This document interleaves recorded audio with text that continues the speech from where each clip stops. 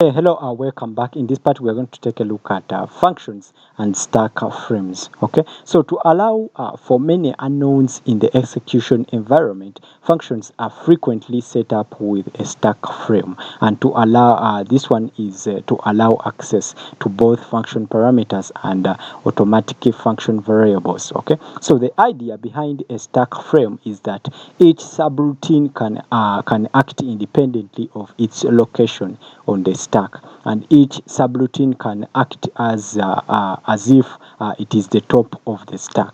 Okay, so when a function is called, a new stack frame is created at the current ESP location. Okay, and the stack frame acts like a partition on the stack. All items from the previous functions are higher up on the stack and should not be modified. Okay, so each current function has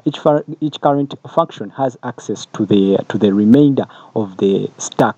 Okay, from the stack frame until the end of the stack page. Okay, so the current function always has access to the top of the stack, and so functions do not need to take account of the memory usage of other functions or programs. Okay, so in the next part, we shall take a look at the standard entry sequence.